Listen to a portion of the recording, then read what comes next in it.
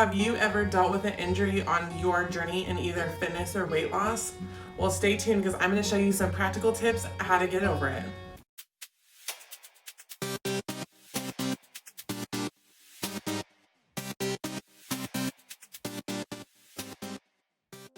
What's up and welcome back to my channel. It's Kayla and I'm here to show you guys what I found on how to help you with injuries along your journey in either fitness or weight loss. So I have been an athlete most of my life and injuries were just a main part of everyday lifestyle, but I felt like I got over those injuries so quickly. I don't know if it was because I'm so much heavier now or so much older now, but it seems like when I have an injury, it won't go away and it takes me out for a really long time. So I've decided to research in depth my current injury, which is my hip flexor, and show you guys basically what I do, how to research your injuries and how to look for exercises to help you, and then make sure you're exercising that part of your injury in a beneficial way to get over it and lower the other exercises you're doing so that you have a better chance to heal. So, like I said a little bit earlier, my injury right now is my hip flexor, and it's currently right now in my left leg. And the hip flexor actually starts in the back of your spine and it reaches forward right here. So it's going to be mostly in this area, but a lot of people that suffer from these injuries feel pain in this area right here into the groin area. So as you can tell, that's going to be a lot of impact when you're doing running, jumping, stuff like that, and it's not going to feel good, and it hasn't felt great for me. Even when I'm just walking around work, I feel it a lot and it totally sucks. So I've done some research and I'll show you guys how I do my research here. And basically I found that your hip flexor does hurt a lot from your posture. So my posture, I do tend to have this curvature in my back, which apparently really makes that injury worse. You really want to straighten the back, tuck in the spine so that it's more aligned right here. And then when you're moving, you want to like bend the knees a little bit because you don't want to have just a straight impact every time you go. So that's one of the biggest things that I have to work on while I'm walking and running. But also I want to know, like, can I strengthen it? Can I stretch it? So I looked up some videos on YouTube and I'm going to go through those videos this week and show you guys how I'm doing them. And then at the end, I'll let you guys know if I feel a difference in my hip flexor and how well it went for me. So stay tuned. I've looked up some information and found that it could be due to tightness. If you sit down a lot at your job or you sleep in a side position like so, then you can actually really tighten up that hip flexor so that it's not as it doesn't have as much movement and mobility as a normal hip flexor should. The first video that I watched was from a personal trainer or physical therapist, So, you know, they deal with injuries a lot. They know how to work with them, and I will link all the videos I show you guys in the description. Basically, they stated that you're gonna start on your knees in a tall lunge. And they said that going out far like this and leaning forward does really not stretch it out as much because people have a tendency to lean their entire body forward, which isn't really stretching it. So they suggested too, you can also work on your balance with this. When you're in this tall lunge, you want to bring in the lower hips. He said tighten your glutes, but basically you want to fold in the bottom of your spine so that way you are completely straight up and down and your hip flexor is all open. This already, I feel a dramatic stretch, and that's exactly what he said you would feel already just in this position without leaning forward at all. And wow, it is pretty tight, and this isn't even the one that I'm having issues with, so it's pretty surprising. So we're gonna do this, just sit in this position for 20 seconds for 3 different reps. So I'm gonna go ahead and fast forward you guys through this. Okay, once again, tuck the pelvis, and yes, whew, it's actually a really big stretch. Like honestly guys, I had no idea that you really don't even have to move to stretch out your body. Like I can feel it so tight right now. It's really crazy. The other exercise they had, I'm gonna go ahead and use this yoga strap that I have, but there are various things that you can use. And basically you want to lay down on your stomach. You want to put one leg flat out. The other leg is gonna get wrapped up in this. And then you're gonna bring this over your head and you're going to pull it until you feel that stretch.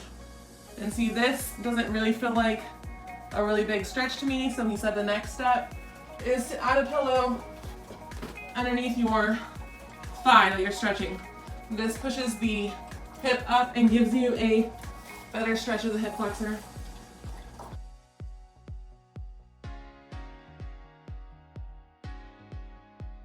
The final exercise we're going to do, we're going to pull one leg in to the chest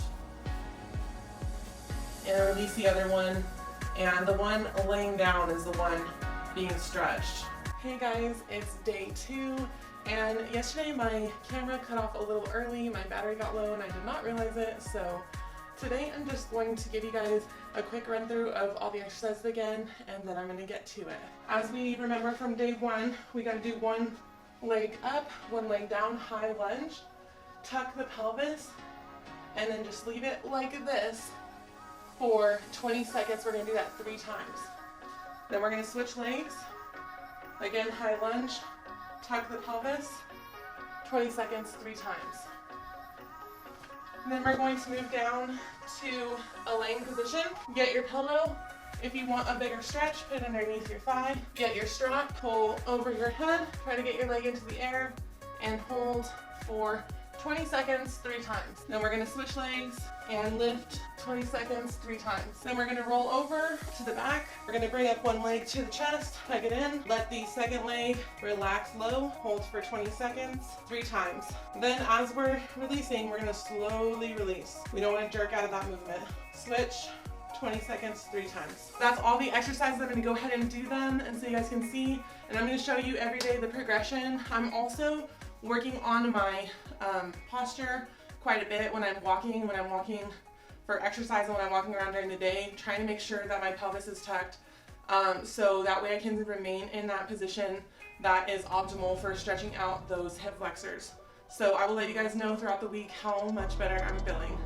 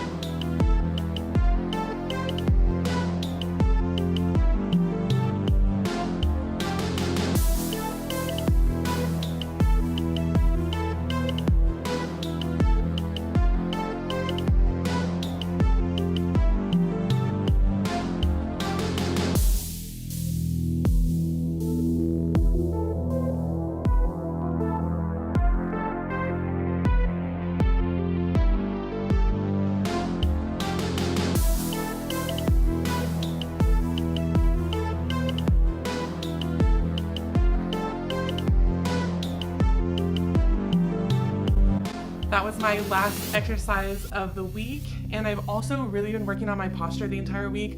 Anytime I'm walking around, I make sure to tuck my tailbone in, try to engage my core, and I realize that's a huge part of it too, is just engaging your core. I think a lot of us are just so easily allowing things to relax, and that's everything, like posture, core, like everything. It's just so easy to just let it like relax and not worry about it. So I've been really working on keeping my body lined up, tuck my pelvis, engage my core all week, in addition to all my exercises, and I have noticed a really dramatic difference in how much my hip flexors hurt. I haven't tried any like more hardcore workouts, although I have just started a challenge where I do 25 squats per day. So that has challenged me a little bit, but I haven't really like pounded my weight down, which is what I think was causing the pain in the first place. But I have really noticed such an immense difference just from stretching and changing my posture, and I could just tell when I'm walking, like if my posture is better, I can tell such a difference in my legs. And I noticed that the times I heard the absolute most is after I've been sitting for a long time at my desk and then I just get up and start walking. So that makes me realize that like not moving and being stationary for long periods of time is not great for that injury as well. So it's important to get up at least once an hour, kind of walk around, even if it's for like 2 minutes, just so that you can get those muscles worked on and get them loosened up so that they don't tighten up. So I'm gonna continue this stretching. I feel like I still have a ways to go, but I'm so happy that like my pain has lowered a lot and it just makes me feel so much better in the workout scenario anyways. You know, like you want to be able to know that you're not going to be derailed by an injury. You want to know that you can just kind of take steps to slow down your hard workouts, take steps to make that injury better, and then you can just get right back on your train versus being derailed and then just deciding to quit. So I'm so glad I didn't take that path. I'm glad I researched all this stuff, and I really hope that this helps you guys if you guys are dealing with a hip flexor injury, or even if you guys are dealing with an injury at all, just to know that it doesn't have to derail you. So thank you guys so much for clicking on this video today and watching. Please give me a big thumbs up and let me know what you think, if there's anything else you would suggest, or if you guys are dealing with any injuries. And please subscribe to my channel if you haven't already. Make sure to hit that notification bell so you don't miss any more videos. And thank you guys so much for your support. I'll see you in my next video. Bye!